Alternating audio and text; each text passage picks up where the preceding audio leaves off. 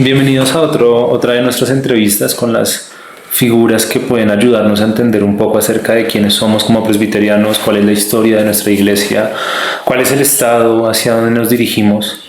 En esta ocasión tenemos al reverendo Dionisio Guerrero. Muchas gracias por el espacio, en serio. Y nada, la intención es conversar un poco. Tenemos algunas preguntas, pero en función de la conversación iremos conversando.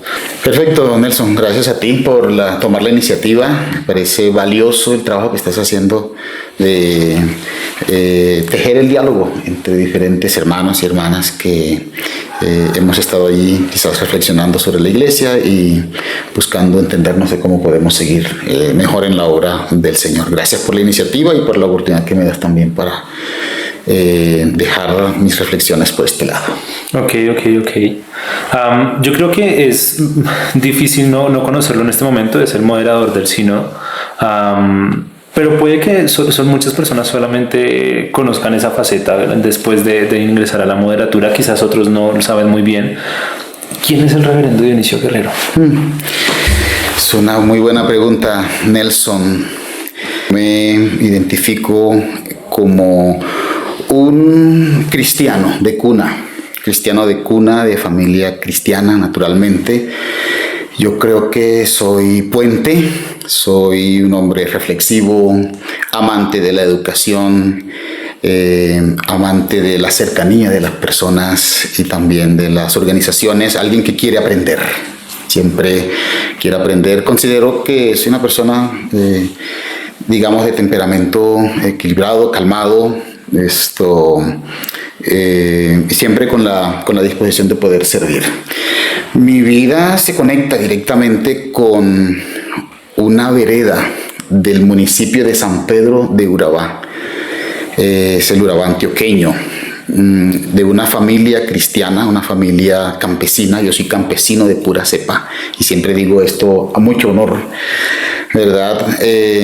Y conecta mi vida también con una iglesia de campo, una iglesia que llaman, su nombre es Betania, allí en el municipio de San Pedro de Urabá. Allí aprendí la vida de muchacho, de adolescente, en la iglesia local que te menciono, Betania. Allí fui diácono de la iglesia, anciano a los 19 años de edad, más por necesidad que porque fuera el gran anciano de la iglesia, más por necesidad, por esa escasez de liderazgos que surgen.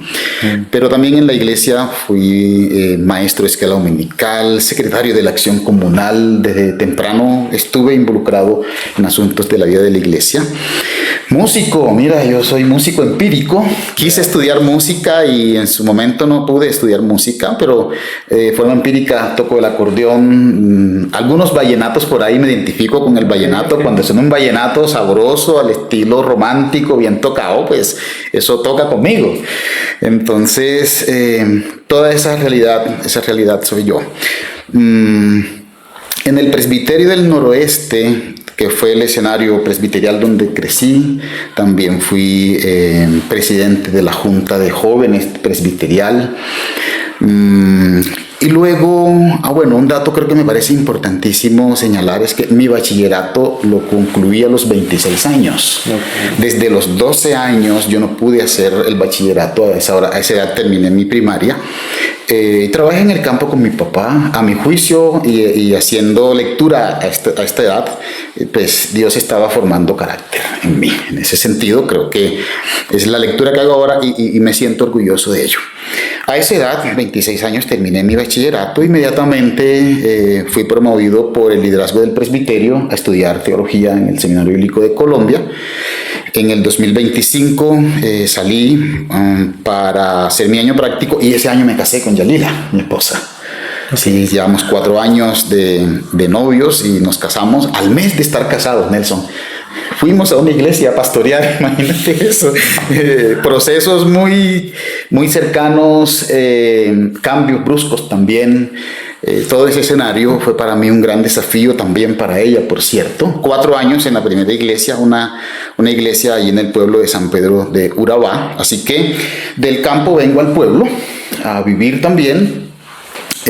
Luego, para el año 2010, me llamó la Iglesia Presbiteriana Nazaret en Valencia, Córdoba, y allí en esta iglesia trabajamos 10 años, que fue donde nos consolidamos realmente como cristianos, como pastores, como ministros. Si yo pudiera decir, mi cuna ministerial local es la Iglesia Presbiteriana Nazaret en Valencia, Córdoba. Entonces hago este recorrido para mostrar por lo menos algo de lo que he sido, por la gracia de Dios, en todo este tiempo. Y bueno, allí en el Presbiterio del Noroeste pude ser vocal del presbiterio, del Consejo del Presbiterio, también por un periodo moderador del presbiterio. A la vez era pastor de una iglesia y a la vez fui profesor de un colegio. Wow. 3 cosas juntas, demasiado para una personita. Pero son esos desafíos en los que uno se lanza a veces de manera abrupta.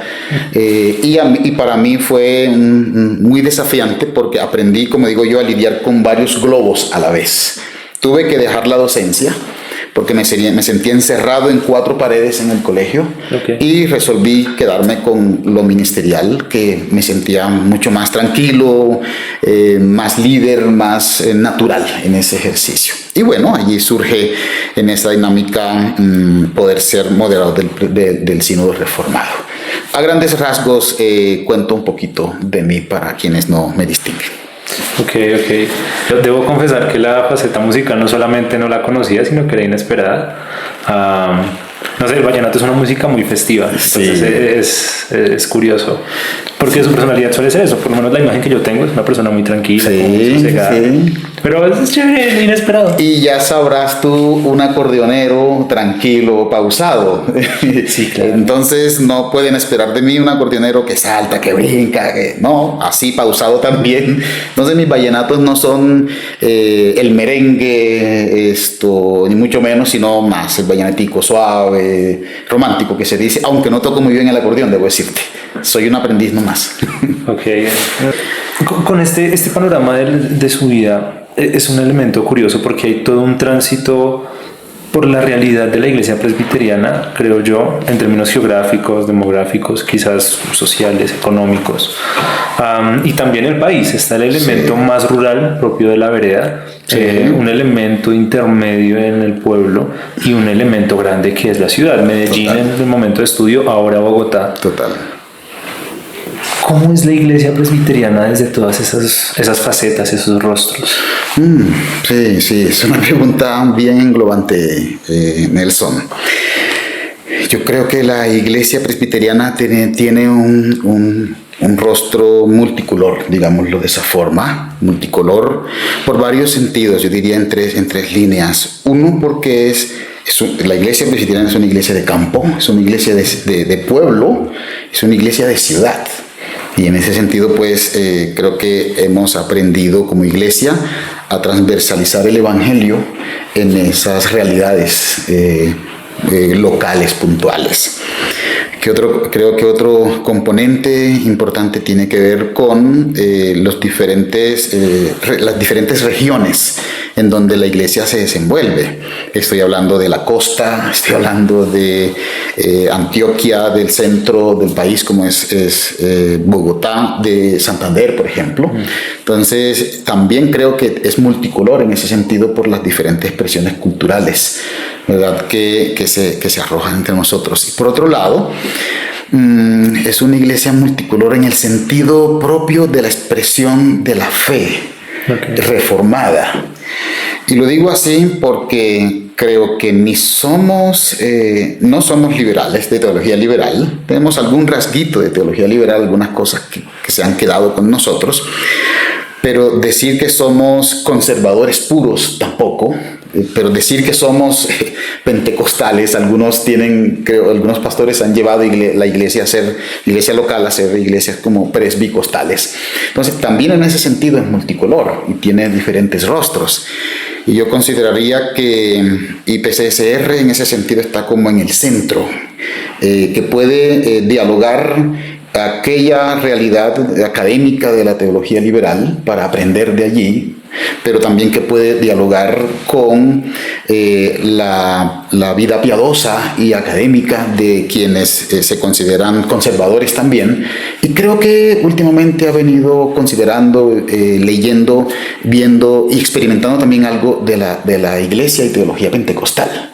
Entonces, alguien pudiera decir, no, eso es una cosa rara, un híbrido. Somos presbiterianos, puente, ¿sí? Que podemos aprender de las diferentes expresiones de fe que tenemos en nuestro contexto, en nuestra realidad, y también esa es la iglesia. Entonces yo pensaría, Nelson, que esa es IPCSR desde ese lado.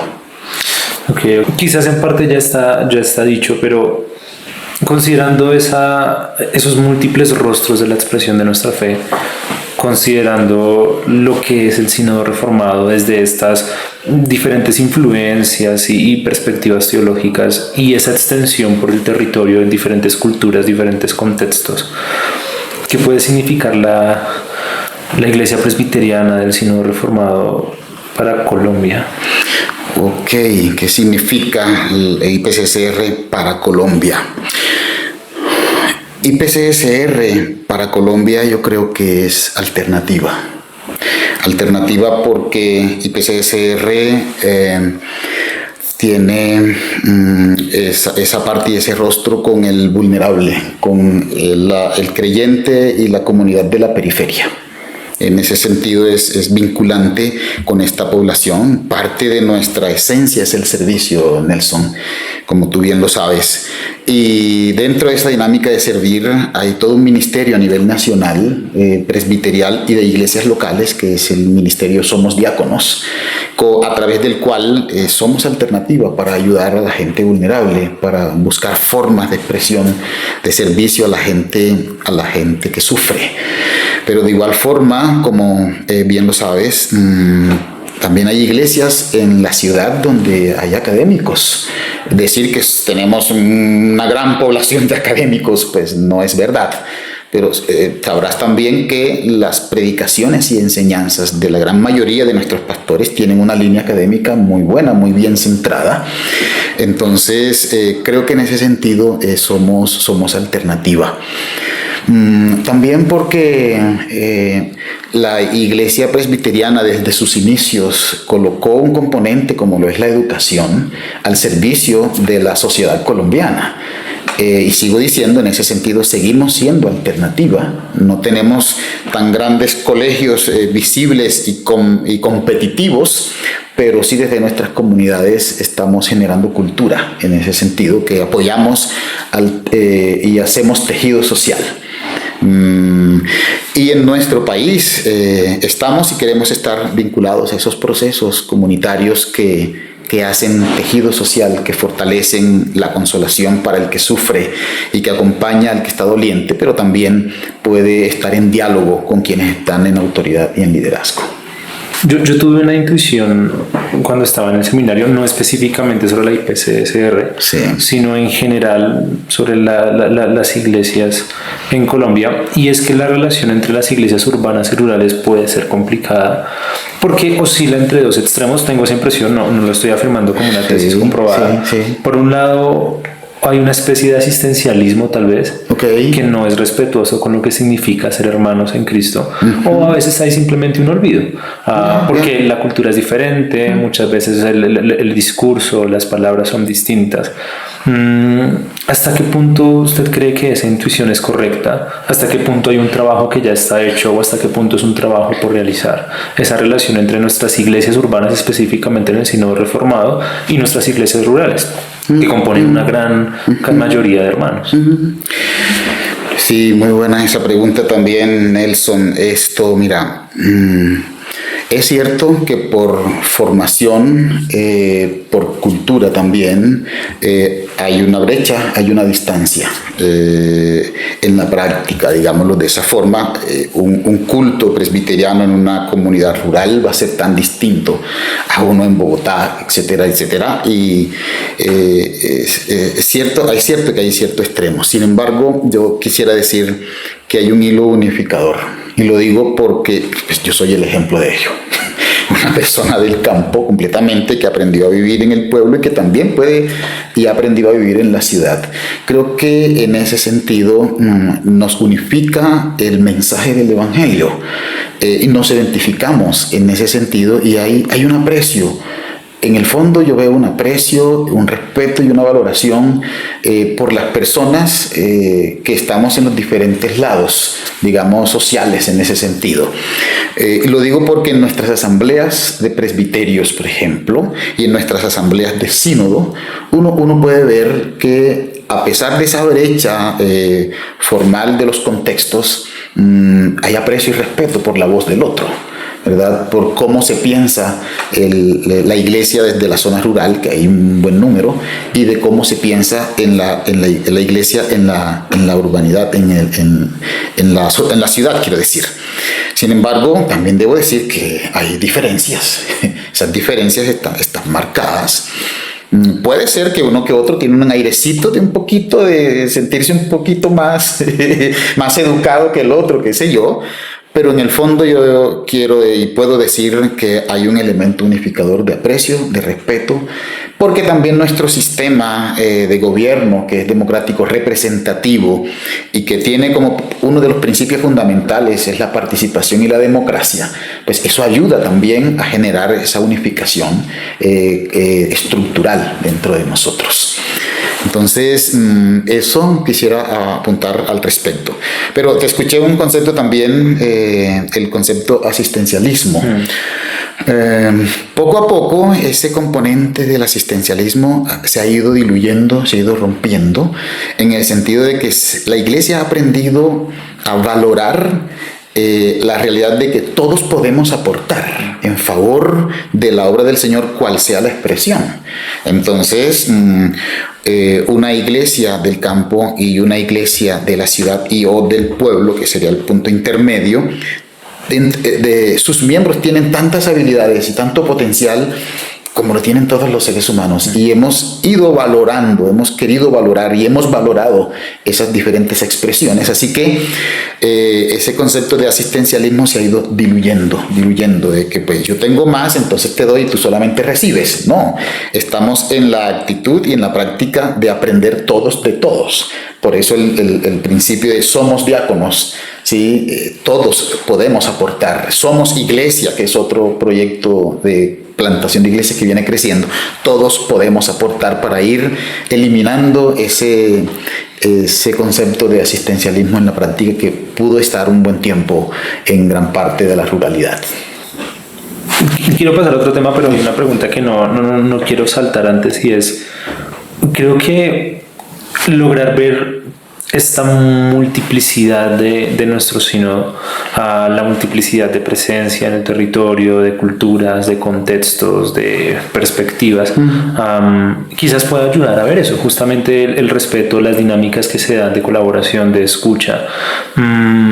¿Cómo podemos hacer desde los hermanos de las iglesias que no necesariamente tienen un rol protagónico en el liderazgo, para poder ver a ese otro hermano que también forma parte de la IPCSR, pero que tal vez no siempre es fácil de ver porque está en otro lugar, pertenece a otro contexto, y tengo la impresión de que muchas veces subestimamos la riqueza en muchos sentidos que hay dentro del sínodo, porque no reconocemos la verdadera extensión que hay, porque no podemos tener el contacto suficiente para conocer quién es el otro hermano. Sí.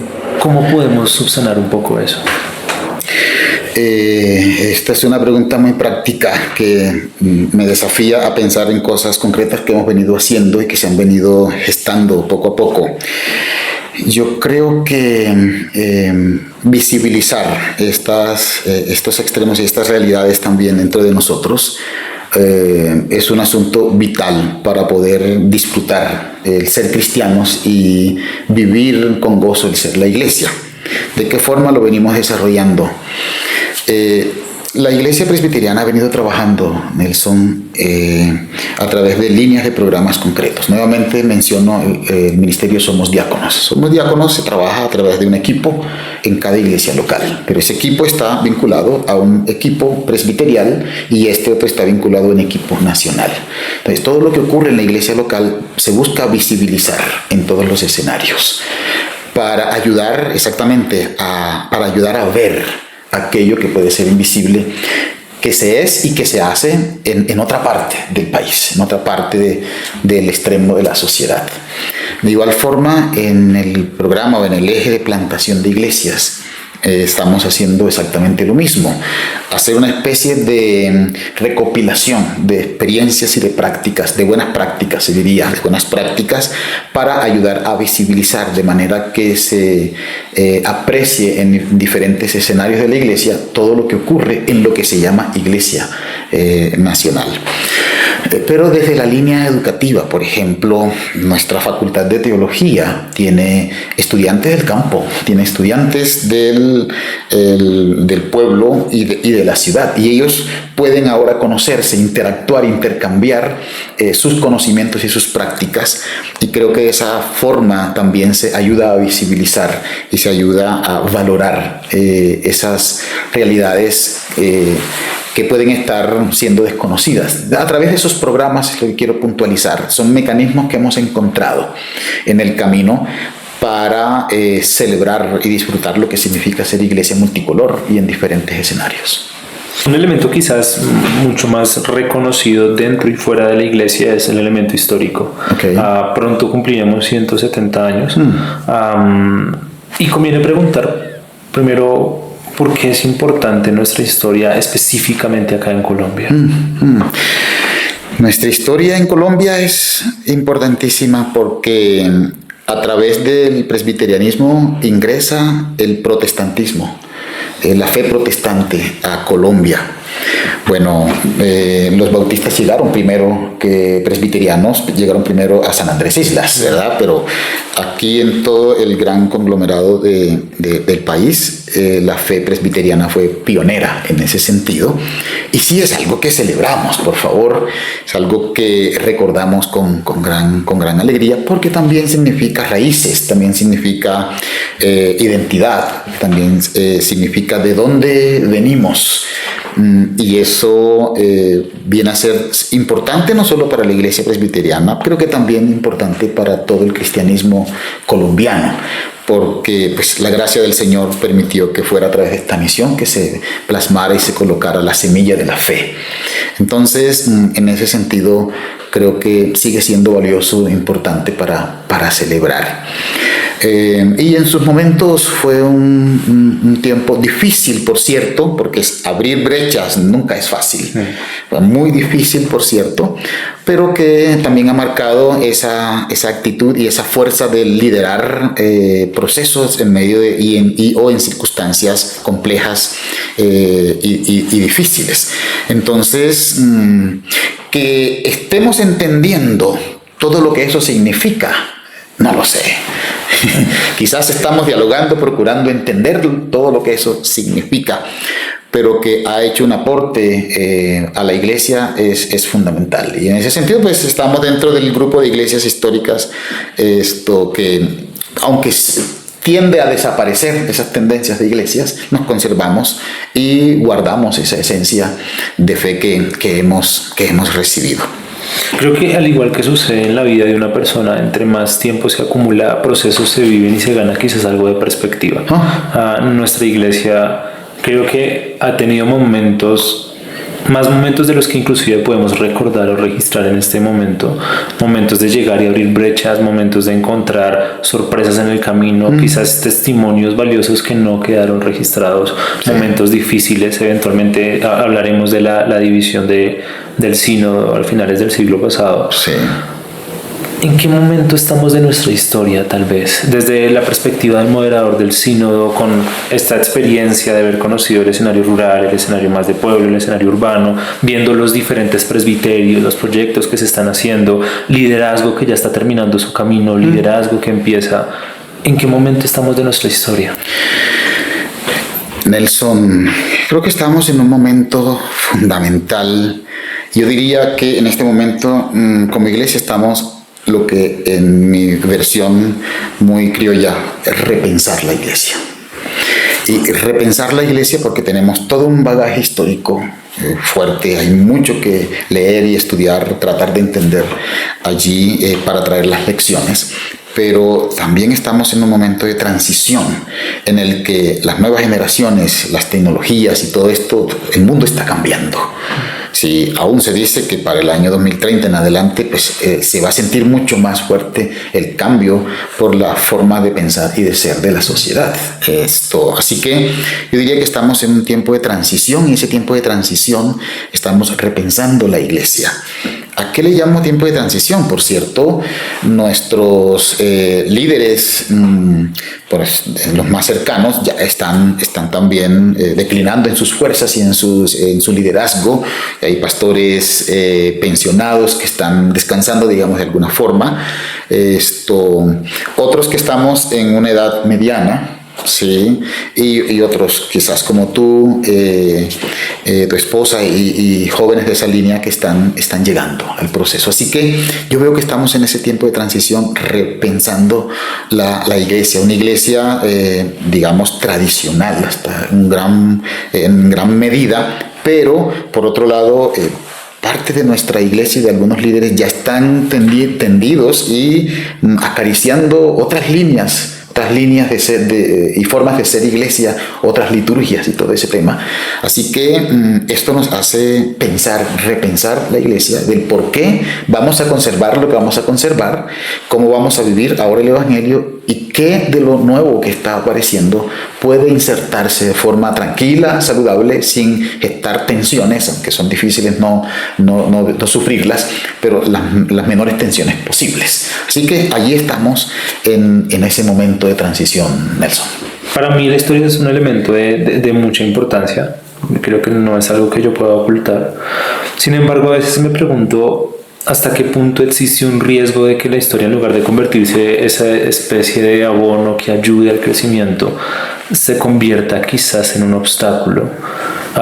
¿Cómo relacionarnos con la historia de tal manera de que por un lado podamos ser respetuosos con el legado de los hermanos que han estado, reconociendo lo que debe cuestionarse todos? Creo que en algún momento es sano cuestionarnos y es sano cuestionar en el sentido de ayudarnos a repensar qué se puede hacer mejor. Y al mismo tiempo no olvidar que los hermanos que ya no están o que están saliendo y los que están ahora han asumido una responsabilidad en un momento, y cada responsabilidad implica dificultades, son momentos complicados. ¿Cómo relacionarnos con la historia de tal manera que sea ese suelo fértil, considerando la inmensa cantidad de, si puedo seguir utilizando esa imagen de abono que hemos construido con tantas generaciones de hermanos en el país? Okay. Para mí, voy a comenzar por aquí hablando de las personas que tenemos todavía, adultos mayores en nuestra iglesia, que son la representación de lo histórico más reciente para nosotros. Para mí ellos son sabiduría, para mí ellos son una reflexión ya madura. Recuerdo un principio bíblico de que en una familia donde no hay viejos, donde no hay adultos mayores, es de alguna forma una desgracia. Porque representa luz, porque representa camino, porque representa experiencia. Así que en ese sentido, con las personas, aprecio, honra, reconocimiento para ellos. Es lo que tengo en mi corazón y lo que trato de dejar escuchar y ver siempre que tengo la oportunidad de hacerlo. Pero con todo el cúmulo de historias que tenemos, también reflejados en personas y escritos de la iglesia, creo que en ese sentido es también retrovisor. Poder tratar de mirar bien hacia atrás. Creo que nos da una pauta importante para establecernos hoy, pero también para proyectarnos hacia el futuro.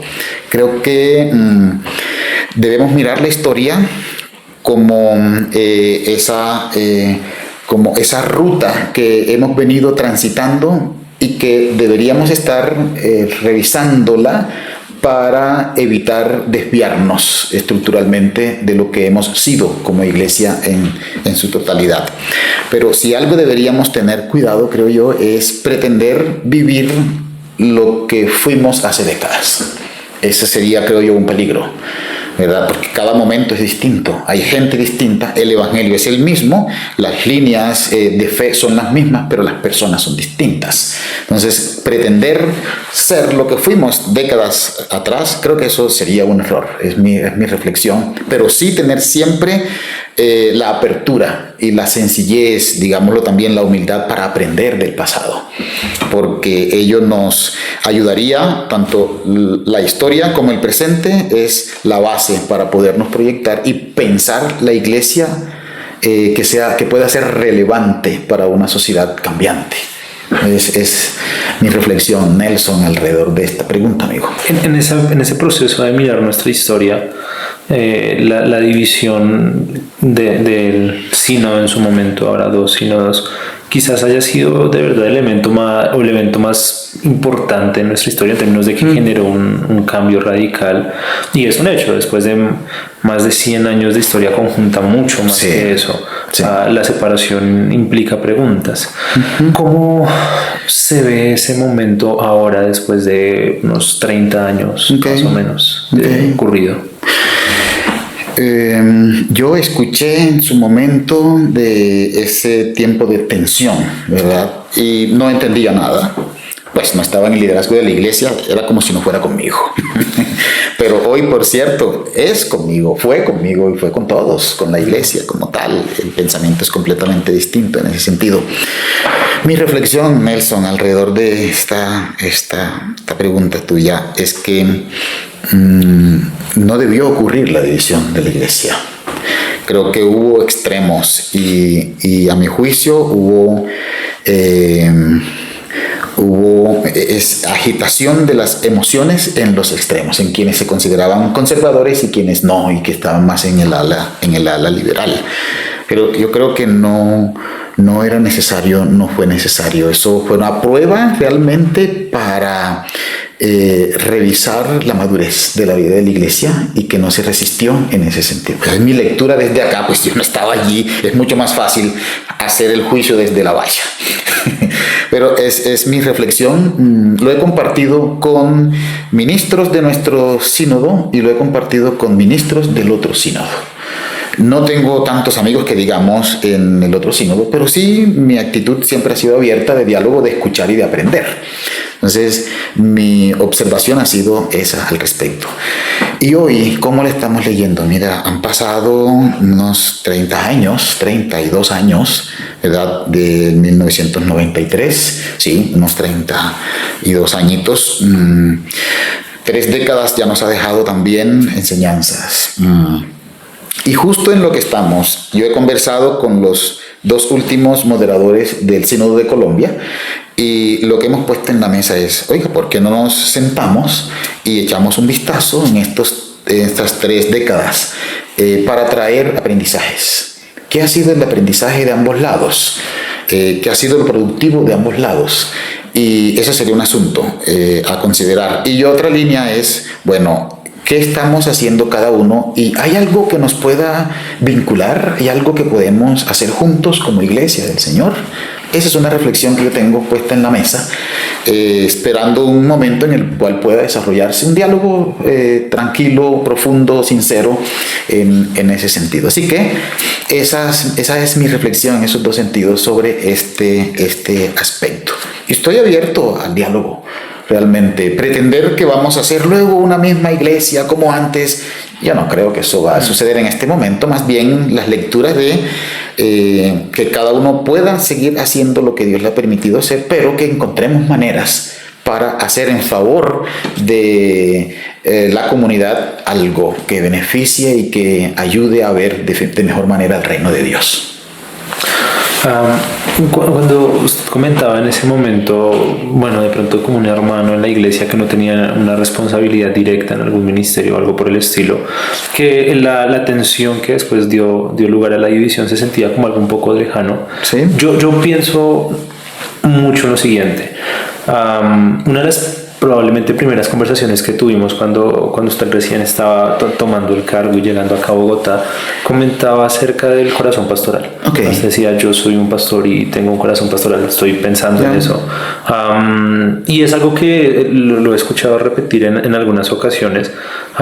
Y recuerdo que en ese momento la conversación giraba en torno al momento del sínodo. Comparado con toda la historia que tiene la iglesia presbiteriana en Colombia, estos 30 años son historia y al mismo tiempo es poco comparado con todo lo que se ha caminado. Sí. ¿Por qué lo pregunto? Porque yo pienso en un escenario como ese, por ejemplo, la división del sínodo, y aunque es lo más grandilocuente, también hemos tenido tensiones, divisiones de iglesias, es inevitable en toda nuestra historia. ¿Qué pasa con el elemento pastoral? Y lo pregunto quizás como una inquietud personal también, siento que tengo una fuerte inclinación académica, pero ¿cómo mantener ese corazón pastoral y esa óptica pastoral? Porque estamos hablando de las vidas de nuestros hermanos. Total. Ok, la IPCSR, después de la división, tuvo varios moderadores. La última moderadora es la reverenda Marta Raquel, a quien aprecio mucho y tengo una enorme admiración por ella y por el trabajo que hizo. Y me refiero puntualmente a ayudar y fortalecer la consolidación de la línea administrativa de la Iglesia Nacional, digamos, la última revisión de los estatutos de la Iglesia, de la nueva Constitución para la Iglesia y de muchos otros elementos puntuales. Creo que la Iglesia había venido con la moderatura de una anciana de la Iglesia, abogada por cierto, y su línea marcada por su personalidad y por su formación, pues tiene su propia ruta. Y creo que había un sentir también en ese momento para que la moderatura fuera desarrollada a través de un pastor de la Iglesia. Y de alguna forma empezaron a ver que este muchachito podría hacer parte de ese proceso. Al principio recibí con mucho miedo, con mucho temor, el desafío de estar en la moderatura teniendo un corazón pastoral, porque para mí el tema de la moderatura era un tema netamente administrativo. ¿Sí? La administración de la iglesia y como que la pastoral no era un asunto tan fuerte. Pero exactamente Dios me acercó de alguna forma que Él usó para que estuviese allí. Y la pastoral sigue siendo el componente, digámoslo de esta forma, esencial para la vida de la iglesia. Porque creo que un pastor tiene tanta fuerza, tanto poder, que a veces no se visualiza, que tiene la posibilidad de acercar la iglesia local a su organización regional y nacional o alejarla. En ese sentido, en mis últimas reflexiones, si se va a hablar de poder, el poder no lo tienen quienes están en los cuerpos administrativos. Yo creo que gran parte del poder real está en el pastor de la iglesia local. Porque es allí donde está la gente, es allí donde están los ancianos de la iglesia. Es la iglesia la que promueve nuevos ministros, es la iglesia la que promueve nuevo liderazgo. ¿Ves? Así que creo que sigue siendo supremamente importante y es puente fundamental guardar el corazón de uno como pastor, porque es allí, en ese punto, donde se daña o se edifica la iglesia local, regional y nacional. Si un grupo de pastores dicen, no, a mí esta línea de trabajo de plantación de iglesias como se plantea a nivel nacional, no voy con eso, yo voy a seguir plantando mis iglesias como yo sé, y se queda calladito, casi nadie se da cuenta, sigue normal, la iglesia tiende a alejarse de la vida regional y nacional de la iglesia como tal. Pero ¿dónde radica el quiebre del asunto? En el corazón y la actitud del pastor. Así que yo sigo considerando que la línea pastoral en la iglesia debe cuidarse y conservarse. Ahora bien, los cuerpos administrativos, consejos del presbiterio y consejos del sínodo, desarrollamos por convicción una línea pastoral.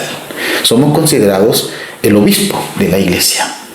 Es en el consejo del presbiterio donde se toman decisiones importantes relacionadas con el ministro de la iglesia y la iglesia como comunidad.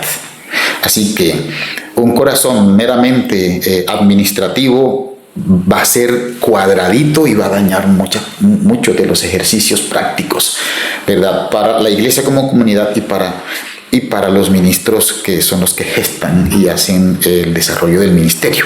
Y desde el sínodo, por ejemplo, se requiere un corazón pastoral, porque ese es ese cuidado que se debería tender a toda la iglesia, en el sentido de estar abiertos siempre al diálogo, tender los puentes, ¿verdad?, para edificar la iglesia. Nelson, yo soy de los que estoy convencido y pienso que el sínodo y el presbiterio funcionamos en torno a la iglesia local. Y para funcionar en torno a la iglesia local necesitamos tener un corazón pastoral, hermano. ¿Cómo querer gestionar apoyos para una iglesia de X lugar, para un proyecto diaconal? Uno necesita identificarse con esa gente. Necesita sentir lo que esa gente siente.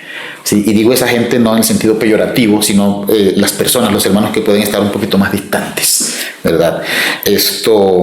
Así que creo que esa vena, esa línea pastoral debe permanecer sí o sí en la iglesia local, en el círculo regional y nacional de la iglesia, para edificar la iglesia. Además, en Efesios capítulo 4, uno de los ejes de la dinámica de iglesia está el pastor y maestro, ¿verdad?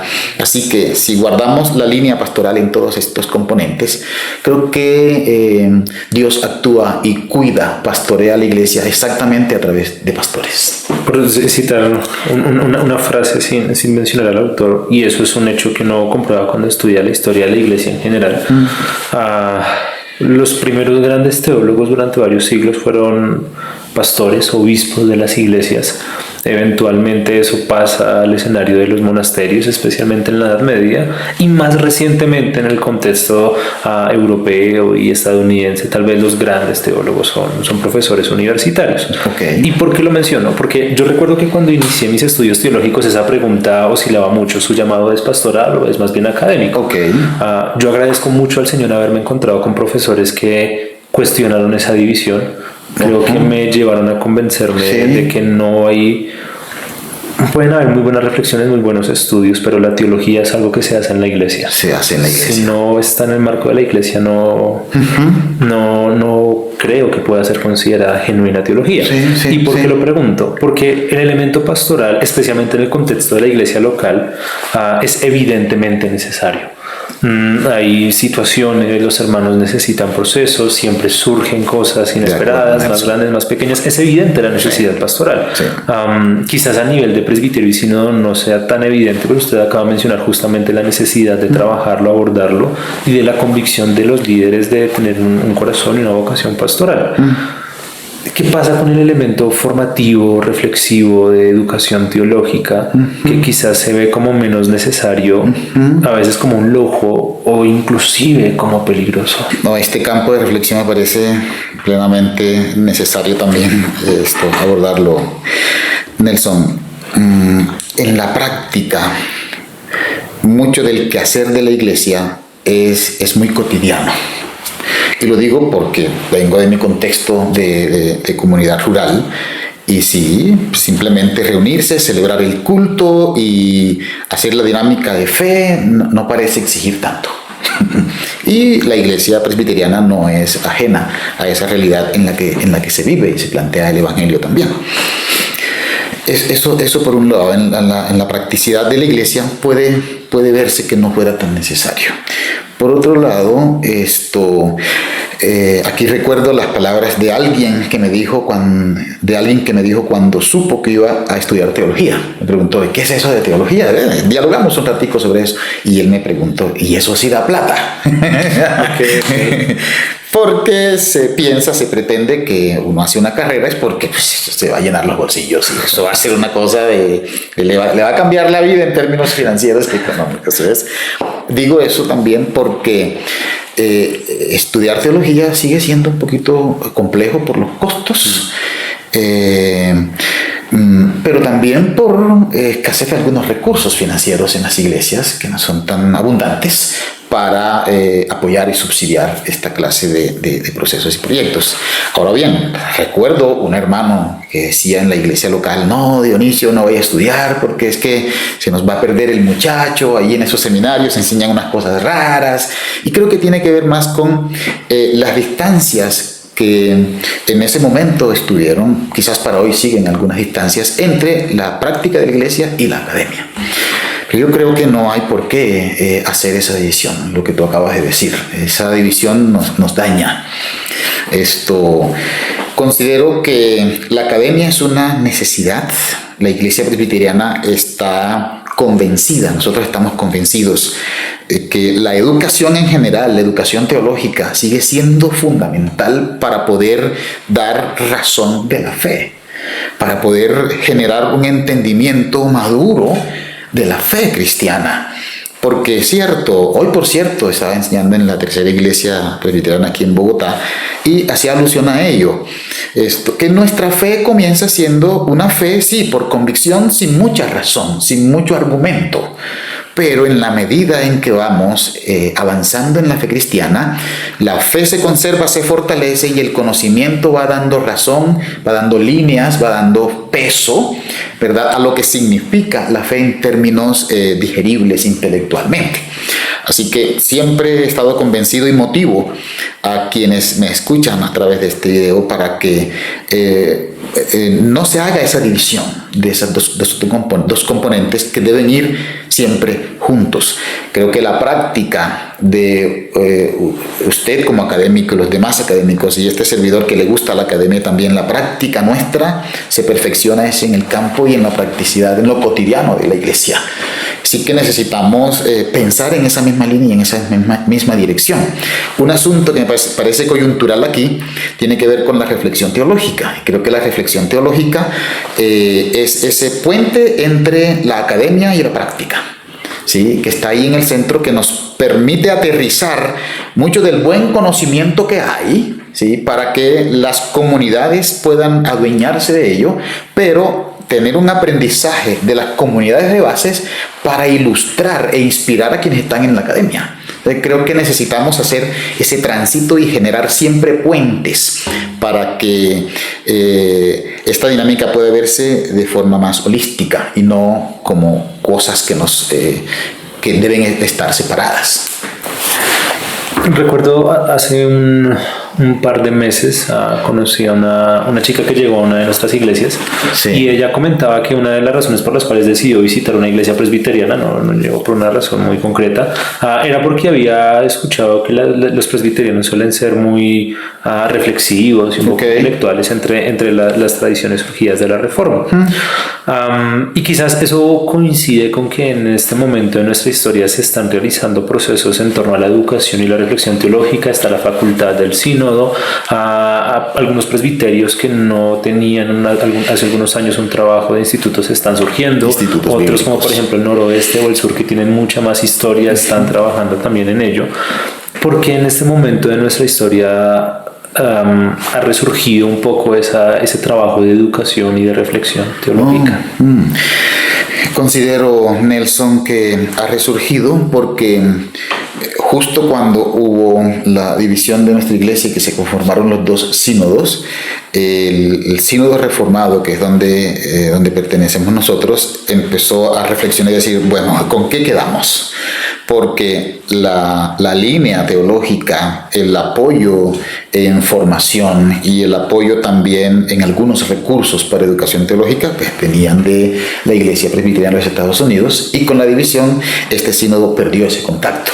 Y hubo varios años, yo no puedo precisar en este momento cuántos años, en los que se empezó a divagar y hubo como una especie de batch, de paréntesis.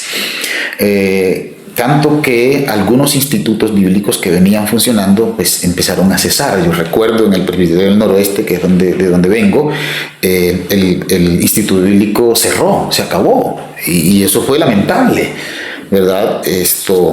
Así que se comenzó a replantear el tema de formación teológica, también por el interés de cuál es nuestra teología ahora, hacia dónde nos vamos a enfocar. Y bueno, gracias al Señor también por nuestros misioneros holandeses de la Liga Reformada de Holanda, que nos ha venido acompañando desde el año 2000 y digo acompañando en el sentido de motivarnos, de hacernos preguntas y de generar algunos medios para impulsar la educación teológica. Así que ha surgido ese querer retomar la formación teológica porque como presbiterianos estamos convencidos de que eso es una necesidad fundamental. Si no tenemos en medio nuestro y la convicción de la educación teológica y de la reflexión teológica, la iglesia va como sin rumbo, ¿sí? Es como si fuéramos en un barco sin quien lo timonee. Entonces, creo que la educación teológica en ese sentido y la reflexión teológica se convierten en quien va ayudando a pensar la iglesia y a generar el equilibrio para evitar los extremos, de alguna forma dicho, pero también para dar contenido de la fe y del cristianismo en la iglesia local. Y hemos visto la necesidad no solamente que nuestros pastores y líderes se formen en términos básicos en cuanto a la formación teológica, valga la redundancia, con nuestros institutos bíblicos, pues hemos dado un pasito más a crear nuestra facultad de teología, que es colocar la educación teológica a nivel universitario en convenio con 2 universidades teológicas colombianas, por cierto, para dar también un reconocimiento y dar mayor importancia a ese esfuerzo que hace la iglesia local, al esfuerzo que hace la persona que estudia el presbiterio y el sínodo, y colocar en la vanguardia, digamos, básica todavía, de lo que significa un profesional en teología. Así que para nosotros ha sido eso importante también para darle realce al ministro de la iglesia presbiteriana y con ello darle realce a la misma iglesia. Yo soy de los que creo, Nelson, que el pastor en una iglesia local posiciona a la iglesia donde está, pero a la vez la iglesia posiciona al pastor o al ministro. Eso es como un matrimonio. Sí. Y alrededor de ese matrimonio están los organismos, llámese presbiterio, llámese sínodo, llámese organizaciones cristianas alrededor, ya sean nacionales o internacionales, para ayudar a que la iglesia pueda generar una dinámica de iglesia gozosa, pero que sea un gozo comprendido, ¿sí? Sea un gozo racionalizado, comprendido y propiamente vivido. Así que se ha retomado la dinámica de la formación teológica justo por esa necesidad y ese desafío. Y hablando de desafío, por cierto, el desafío de la educación siempre va a estar latente. Siempre va a ser una necesidad ir por más. En este momento estamos buscando cómo impulsamos a nuestros pastores que han terminado su formación de profesional en teología para que también puedan hacer posgrados. Pues necesitamos estar a la vanguardia de quienes están pensando la fe, de quienes están pensando la cultura, de quienes están pensando la ciencia, de quienes están pensando en tantas líneas la humanidad. Entonces, seguimos convencidos que necesitamos mantener esta columna de la iglesia viva. En medio de esta conversación, por lo menos una de las imágenes que a mí me queda es que usted reúne un montón de elementos diferentes. Ya hemos mencionado la cuestión del paso de la ruralidad a la urbanidad, quizás la vida de iglesia como hermano de iglesia, la vida de un anciano que no necesariamente lo que se tenía la formación de un pastor, luego la persona que ejerce la labor pastoral tiene una formación teológica, que ha conocido lo que es ser pastor de una iglesia, quizás las funciones más administrativas en el presbiterio o en el sínodo, el escenario más académico también. Y luego de todo este tiempo, todos estos años, ¿cómo ve la fe cristiana usted? Aprecio mucho que la fe cristiana sigue vigente, sigue viva, gracias al Señor por ello. Pero considero que el denominacionalismo nos ha generado, ha sido algo nocivo. Cada denominación se ha cultivado en su propia parroquia grande y se ha considerado esto tan importante que a veces considera que no se necesita de la otra denominación. Y esa parte me entristece. Me duele realmente porque yo no veo eso en el Evangelio de Jesucristo, en el Evangelio de Pablo ni de Pedro, ¿verdad? Creo que desde esa óptica, Nelson, la fe cristiana ha sido permeada por intereses personales o denominacionales que nublan, oscurecen el evangelio pleno de Jesucristo. Lo que yo considero es que así como tú y yo somos creyentes en Jesucristo, tienes tu propia reflexión, tu propio bagaje, yo tengo mi propio bagaje, pues debemos entendernos como hermanos y cooperarnos el uno al otro y ojalá juntos hacer muchas cosas en favor de otras personas. Coloco ese ejemplo de núcleo básico para decir que así deberían funcionar todas las iglesias locales. Aquí en Palermo tenemos iglesias aquí alrededor. Debería haber una cercanía y un trabajo conjunto en favor de la comunidad de todos nosotros. Pues cada quien, obviamente, en su espacio, en su lugar y desde lo que considera que debe ser la fe cristiana, pero debe haber un elemento vinculante. De igual forma, las denominaciones en una ciudad o en una nación, deberíamos gestar líneas de cooperación organizacional en favor de la misma sociedad, de la misma comunidad.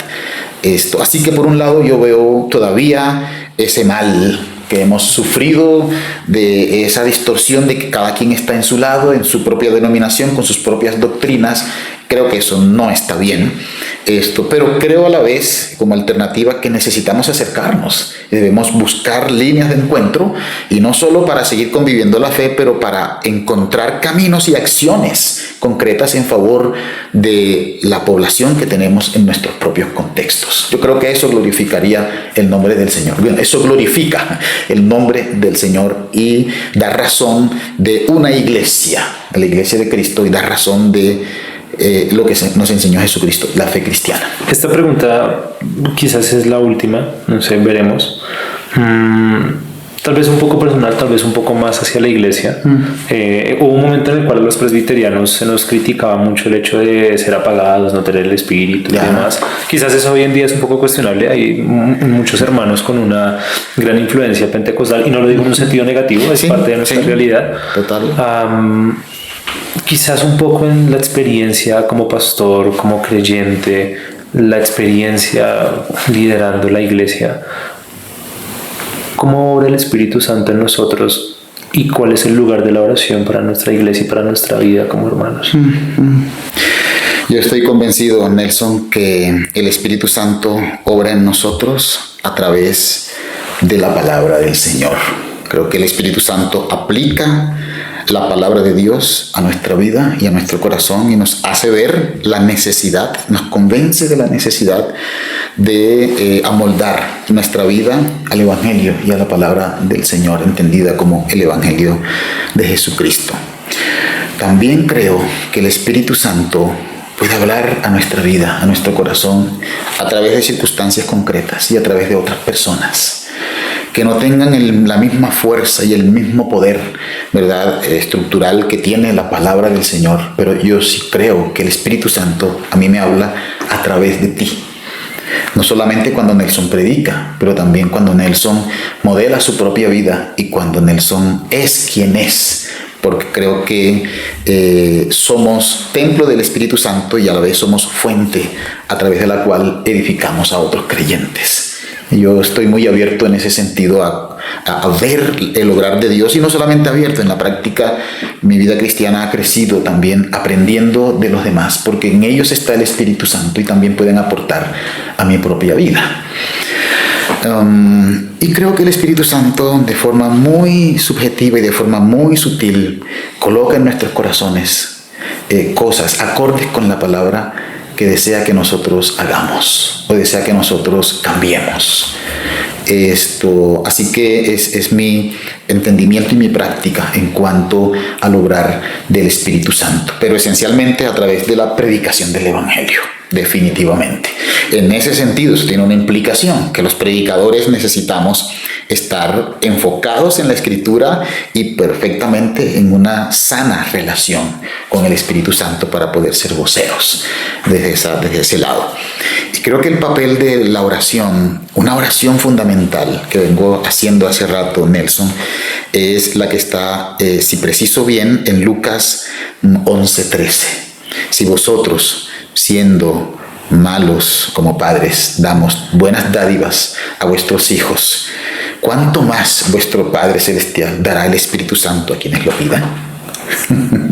Y ese texto a mí sí me ha inquietado mucho, ¿verdad? Y he buscado en los últimos años, a partir de allí, he buscado en replantear mi vida de oración, mis motivos de oración también. Y una de mis oraciones que hago hace mucho rato, y de forma muy permanente, es: Señor, dame más de tu Espíritu Santo. Es cierto, cuando creí, como dice el Evangelio, como dice Efesios, ¿verdad? 1, 12, 13, desde que hemos creído recibimos el Espíritu Santo como sello. Eso no significa que el Espíritu Santo no puede seguir dándonos más de Él. Dios es un Dios inagotable, Él es un Dios soberano. Y yo sí creo que el Espíritu Santo puede seguirme capacitando, llenando de Él, de acuerdo también a las propias circunstancias. Solo el Señor sabe en qué voy a enfrentarme mañana, qué dificultades voy a tener mañana, el siguiente año. Yo creo que el Señor, el Espíritu Santo, me prepara y me capacita para poder sobrevivir y enfrentar las realidades del día a día, pero también de los diferentes tiempos. En ese sentido, allí va mi oración. Señor, lléname más de tu Espíritu Santo. Obviamente, para conocerlo mejor, para conocer mejor a Jesús, pero también para mantener mi corazón sensible y poder escuchar la voz del Señor y poder tener una actitud de arrepentimiento permanente. Pero también para poder ser fuente de bendición para otras personas, pero esencialmente para mantenerme en el Evangelio de la gracia de Dios. Y obviamente como pastor y como predicador, que me pueda ayudar para guiar a mi familia y para predicar el Evangelio de la gracia, que debe ir, como dice Pablo, en y con el poder del Espíritu Santo. Entonces mi oración y la oración creo yo, debería ir en esa línea y en esa dirección. Creo que otra línea de dirección que debería enfocarse en nuestras oraciones tendría que ver con la unidad de la iglesia y el cumplimiento de la Gran Comisión. Creo que la mayoría de las iglesias estamos felices en las cuatro paredes y nos amamos los que estamos allí, pero en una buena medida hemos dejado de ser testigos del Señor más allá de las cuatro paredes. Y en ese sentido, creo que necesitamos orar lo que dice también Hechos 1:8, que me seréis testigos cuando venga el Espíritu Santo en Jerusalén, en Judea, en Samaria, hasta lo último de la tierra. Creo que necesitamos orar, que el Señor nos ayude a seguir siendo testigos eficaces del Evangelio y de Jesucristo. Y considero en una tercera línea que necesitamos orar por nuestro país, Nelson. Vivimos en una sociedad que va derrumbándose poco a poco. Los valores que se consideraban valores respetables, estamos en una deconstrucción permanente. Y eso, por un lado, es un cambio de cultura, pero de otra forma es un rechazo al Evangelio. Es un rechazo al cristianismo, porque los valores que hemos venido teniendo como sociedades durante estas décadas han sido herencias del cristianismo. ¿Sí? Y al rechazar estos valores esenciales y fundamentales, es una especie de rechazo pleno al cristianismo. Entonces yo creo que necesitamos orar también porque quienes están en autoridad en nuestras ciudades, en nuestros departamentos y naciones, inclinen el corazón al Evangelio. Esa es mi oración también en esa línea. Así que para hablar de 3 núcleos, yo hablaría de esos núcleos concretos. Algunas personas van a ver esta entrevista ahora. Sí. Quizás algunos simplemente la redescubran al cabo de algunos años. Sí. ¿Qué decirles, qué comentarles como hermanos, pensando en lo que es este momento de la iglesia presbiteriana, pero quizás lo que podría ser en algunos años o décadas, inclusive cuando no estemos? Ok. Considero, Nelson, que la iglesia presbiteriana en este momento, y lo que se debería repensar y dejar allí en la mesa, es que es una iglesia que ama al Señor, es una iglesia que procura centrarse en el Evangelio, y que necesitamos seguir pensando la iglesia desde allí, que estamos redescubriendo, repensándonos como iglesia para tratar de apreciar cómo encajamos en los cambios que se están surtiendo en la sociedad. Y a partir de allí creo que lo que nos esperaría en unos, digamos, 10 años en adelante es una iglesia que ayuda a hacer cultura. Es una iglesia que se identifica con el vulnerable, con quienes están en la periferia para bendecirlos y ayudarlos. Pero también creo que es una iglesia que busca crecimiento numérico. Crecer numéricamente sigue siendo importante. El libro de los Hechos nos dice que Dios añade cada día, en su momento añadía cada día a la iglesia los que habrían de ser salvos. Y por cierto, muchas personas se añaden a la fe cristiana. Y en nuestra iglesia también llegan personas que se añaden a la fe cristiana, obra del Señor. Sin embargo, considero que necesitamos que eso sea en mayor número.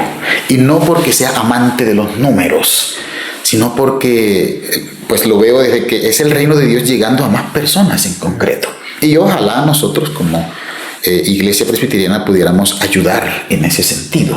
Quisiera que el Señor nos permita tener en nuestro seno de iglesia gente que está en autoridad, pero que a la vez vive en el Evangelio. Sí, que es cristiana plenamente y que desarrolla su labor, su oficio o su vocación o su compromiso social, siendo cristiano pero con excelencia en el campo donde quiera moverse. Yo confío en el Señor y sueño con que también la iglesia presbiteriana haga una incidencia e influencia en intelectuales, en la gente profesional, pero también en la gente del campo, pero también quienes están en diferentes necesidades como migrantes y cosas así por el estilo, realidades que vive la gente, que pudiéramos tener una práctica de evangelio integral, de acuerdo a los contextos donde estamos. No quiero decir con esto que quisiéramos ser la respuesta a todo, porque eso sería una utopía realmente. Y podemos ser respuesta como iglesia en general, pero no una sola denominación podrá ser respuesta a todo. Así que en los siguientes años yo quisiera que viéramos la iglesia en esa línea, gente que se educa, que promueve las nuevas generaciones, que impulsa la vida familiar, que acompaña la familia de los líderes de la iglesia y que no se mire solo el individuo, sino la familia en su totalidad, porque es un aspecto de la vida de la sociedad que se ha venido también degradando y deconstruyendo. Así que sueño que eso pueda verse de esa forma.